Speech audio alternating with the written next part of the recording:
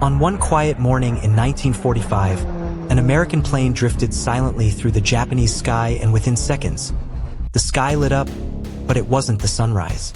It was something no one had ever seen before. It was a flash that was so blinding that it erased shadows and crushed an entire city in a blink. People near it didn't scream, they just vanished. This wasn't just an attack. It was a message, a warning, and the beginning of something really terrifying. But a big question is, how did we even get here? This is Hiroshima, a beautiful city with rivers, bridges, and tree-lined streets. It wasn't the biggest city in Japan, but it was growing fast. It served as a base for soldiers and Japan's military supplies. Since many other Japanese cities had already been heavily bombed, Hiroshima was considered a safe place for the Japanese. You see, in 1941, Japan wanted more power in the Pacific. They dreamed of ruling over Asia and pushing out the Western powers. But to do that, they needed more resources like oil, rubber, and steel, and unfortunately, the United States was standing in their way. So, Japan made a bold decision. They would attack the United States. Their first move? Pearl Harbor. They believed that by bombing Pearl Harbor, they could destroy the U.S. Pacific Fleet and stop America from fighting back, at least for a while. That would give Japan enough time to seize the land and resources it needed. But the details of the attack on Pearl Harbor is another story, because it completely backfired. And how did that happen? The attack on Pearl Harbor ignited America's entry into World War II. The very next day, on December 8, 1941, President Franklin D. Roosevelt, President of the United States, gave a powerful speech to Congress, calling December 7th a date which will live in infamy. That same day, the United States Congress declared war on Japan. Just 3 days later, Germany and Italy, Japan's allies, declared war on the U.S., and America responded by declaring war on them too. An eye for an eye, or whatever they call it. Before Pearl Harbor, the United States had stayed out of the war in Europe and Asia. But now, it was officially involved in World War II on both fronts, fighting Japan in the Pacific and Germany and Italy in Europe. After the attack, the United States began a massive military buildup. Factories were transformed. Instead of making cars and clothes, they started producing tanks, planes, and bullets. Millions of men joined the military, while women took over factory jobs. The whole country came together to support the war effort. In April 1942, the U.S. launched a daring mission called the Doolittle Raid, a small bombing run over Tokyo. It didn't do much damage, but it proved that Japan wasn't untouchable. Then came two important battles that changed everything. The Battle of the Coral Sea in May 1942. This was a very important battle during World War II. Japan wanted to take over an area called Port Moresby in Papua New Guinea, which would have made it easier for them to attack Australia. But the United States and Australia teamed up to stop them. What made this battle really unique was that the ships from both sides never actually saw each other. Instead of big ships firing at each other with guns, airplanes took off from aircraft carriers and did all the fighting in the air. This was the first time in history that a naval battle happened like this. Even though both sides lost ships, Japan had to cancel their invasion, so it was considered a win for the Allies. It showed that Japan could be stopped, and it protected Australia from being attacked. And just a month after, on June 4, 1942, the Japanese began bombing Midway Island. Meanwhile, the U.S. aircraft carriers, USS Enterprise, USS Hornet, and USS Yorktown, launched their planes and began hunting the Japanese fleet. At first, things looked bad for the Americans. Many of their planes were shot down without hitting anything. But then came a moment of pure luck and timing. A group of American dive bombers arrived just as the Japanese carriers were refueling and rearming their planes. The Japanese ships had their decks full of fuel, bombs, and torpedoes. They were completely vulnerable. For carriers sunk in one day, in just a few minutes, U.S. dive bombers hit and set 3 Japanese aircraft carriers on fire: Akagi, Kaga, and Soryu. Later that day, the 4th Japanese carrier, Hiryu, also attacked and damaged the U.S. carrier Yorktown, but American planes eventually found and sank Hiryu too. All 4 of Japan's best aircraft carriers were destroyed. These were the same ships that had led the attack on Pearl Harbor only 6 months earlier. Japan not only lost 4 of its 6 main carriers, They also lost many of their best-trained pilots, whom they couldn't replace easily. Aircraft carriers were the most powerful weapons in the Pacific, and losing 4 of them at once was a disaster for Japan. On the other hand, the U.S. only lost 1 carrier, USS Yorktown, and was able to replace it quickly. This was when things took a turn for Japan. Let's go back to 1939. In August 1939, just before World War II began, 2 scientists were very worried. One of them was Albert Einstein, one of the most famous scientists in the world. The other was Leo Szilard, a smart physicist who had escaped from Nazi-controlled Europe. They had heard that Nazi Germany might be trying to build a new kind of super-powerful bomb, a bomb made from a special metal called uranium. They knew that if Hitler got this bomb first, it could be extremely dangerous, could destroy entire cities. So they believed the United States needed to start building this bomb too, just in case. So Einstein and Szilard wrote a letter to U.S. President Franklin D. Roosevelt. In it, they explained, a powerful new bomb could be built using uranium. Germany might already be working on it. The U.S. should take this seriously and start researching it now. President Roosevelt read the letter and took it seriously. He agreed something had to be done. This small letter led to the start of a massive secret project, the Manhattan Project, where the U.S. began developing the atomic bomb. This was not a small task. It was one of the biggest and most secret science projects in history. The project was led by a brilliant scientist, J. Robert Oppenheimer. He was in charge of the team that designed and built the bomb. People later called him the father of the atomic bomb. The U.S. didn't work alone. Scientists from the United Kingdom and Canada also helped, bringing even more brainpower to the project. They needed the best minds to figure out something the world had never done before. To build the atomic bomb, they needed 3 big things: uranium-235, a rare type of uranium that can be used to make a nuclear explosion; plutonium-239, another powerful material that can be used in bombs. It doesn't occur naturally, so scientists had to make it in special machines. A way to split atoms really fast. This is the science part. When atoms of uranium or plutonium are split apart, they release a huge amount of energy. The trick was finding a way to make this happen super fast so the energy would cause a massive explosion, what we now call a nuclear blast. To keep everything hidden, the U.S. built secret towns just for this project. Los Alamos in New Mexico was the first. It was where the actual bomb was designed and tested.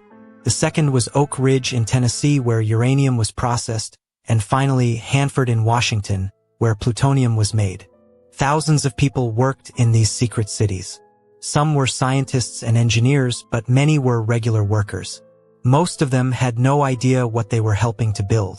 That's how secret the project was, and there was one clear mission: finish the bomb before the enemy does, and this bomb was called Little Boy. On May 8, 1945, Germany surrendered. That meant World War II was over in Europe. People in the US, Britain, and many other countries celebrated in the streets. This day became known as V-Day, which stands for Victory in Europe Day. But there was still a big problem. Japan was still fighting. Their soldiers were known for fighting to the very end, never surrendering no matter how bad things got. In battle after battle, Japanese troops fought with fierce loyalty and sometimes even chose to die rather than be captured. The fighting in the Pacific was getting more intense, more deadly, and more desperate. The U.S. knew that invading Japan by land would be a long and bloody war. Many American leaders believed that millions of people could die on both sides if it came to that.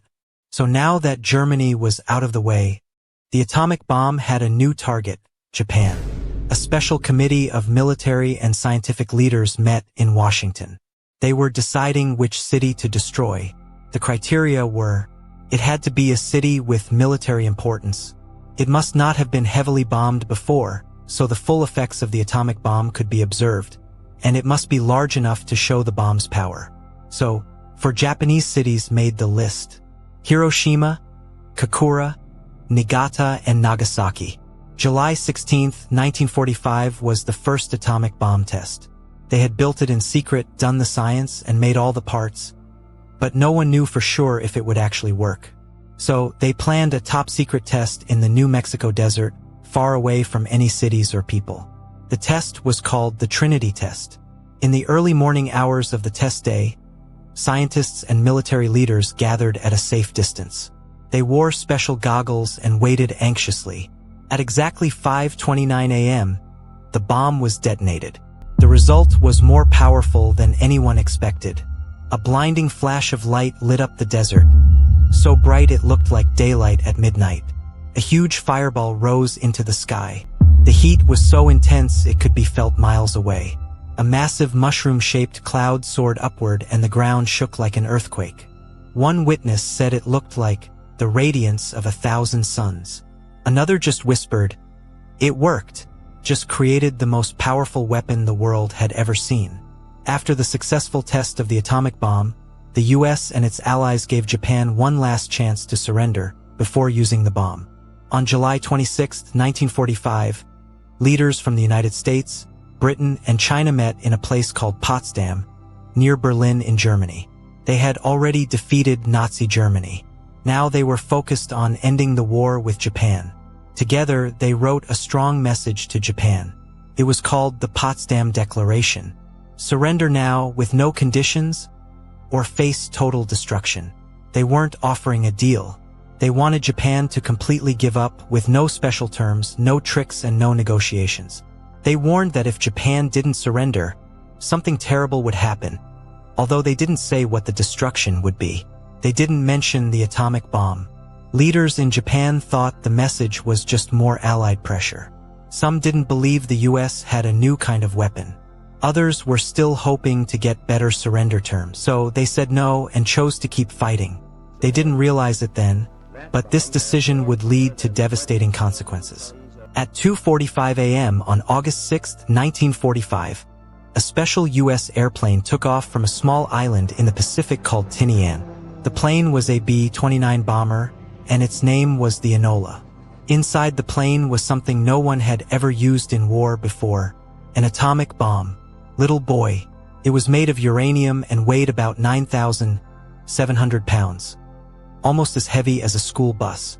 By 7 a.m., radar operators in the Japanese city of Hiroshima saw a few American planes on their screens. But they weren't worried. They had seen small planes like this before. No one expected anything unusual. At exactly 8:15 a.m., from 31,000 feet in the air, the Enola released Little Boy. The bomb dropped quietly through the air. Just 43 seconds later, it exploded 1,900 feet above Hiroshima. In a split second, the temperature at the center of the explosion reached 7,000 degrees Fahrenheit, hotter than the surface of the sun. People near the center were instantly vaporized. They simply disappeared. All buildings within a mile were completely destroyed and windows shattered 10 miles away. An intense fireball turned into a giant mushroom cloud in the sky. Around 70,000 to 80,000 people died instantly, men, women, children. Many more were injured, burned, or trapped under rubble. In the hours that followed, huge fires spread across the city. The sky turned dark with smoke. People walked around with burned skin hanging off their bodies. Many looked for water, but much of it had turned black from the heat and debris. Children cried for their parents. Parents screamed for their children. On buildings and sidewalks, shadows of people were burned into the concrete, showing where they had stood at the moment the bomb hit. Hiroshima was silent. Hospitals were gone. The doctors were dead. Survivors, now called hibakusha, suffered from burns, radiation, and trauma. Still, Japan did not surrender. Tsutomu Yamaguchi was a 29-year-old Japanese engineer working for the Mitsubishi Company during World War II.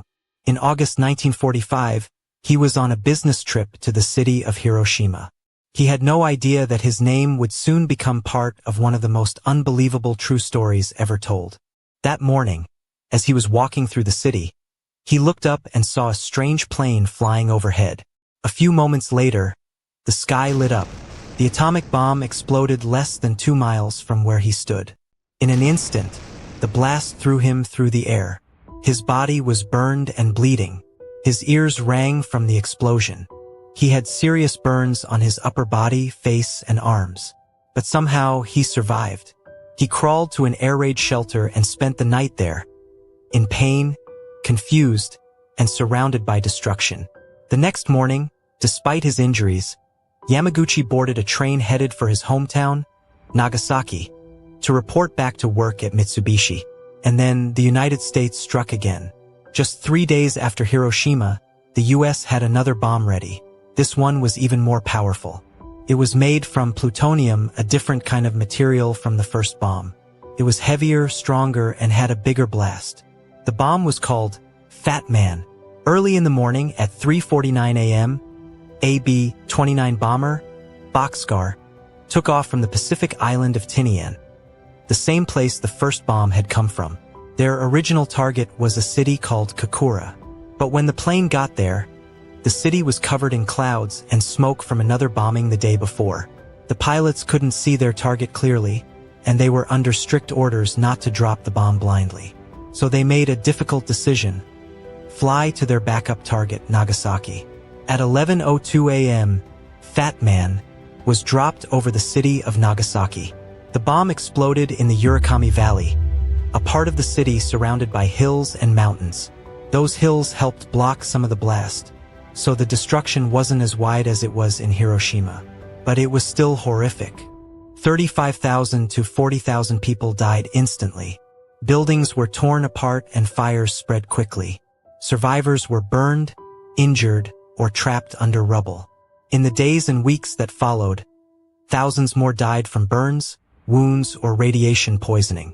Nagasaki, like Hiroshima, had become a city of ash and silence. America had just ended the world twice.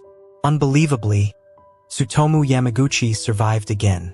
This time, he was protected by the thick walls of the office building. He was injured again, and the city around him was once again destroyed just like Hiroshima.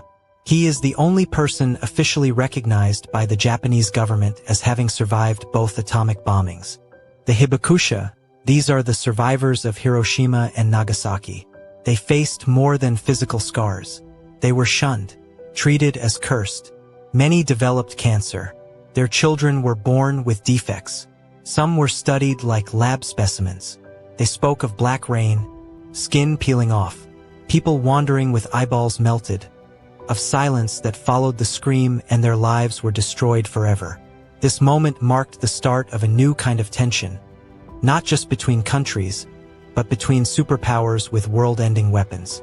Japan finally surrendered on September 2, 1945, and just 4 years later, in 1949, the Soviet Union tested its own atomic bomb. This shocked the US, who had hoped it would take the Soviets much longer. Now, two countries had the power to destroy entire cities in seconds. What happened next was like a terrifying contest. The US built more bombs and the Soviet Union built even more. Then came hydrogen bombs, even more powerful than the ones used in Japan. Soon, both sides had thousands of nuclear warheads ready to launch at any moment. This became known as the arms race, a race to see who could build the most powerful and deadly weapons.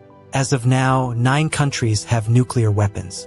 Some of them have enough bombs to destroy the planet several times over. The bombings of Hiroshima and Nagasaki were not just events of war. They were revelation of how far humans would go, of what science could create, and of what fear could justify. These were not just bombings. These were messages. Messages etched in fire and flesh. Messages the world still hasn't fully understood. That morning sky in Hiroshima wasn't supposed to glow, but it did. And that was the day humanity crossed the line.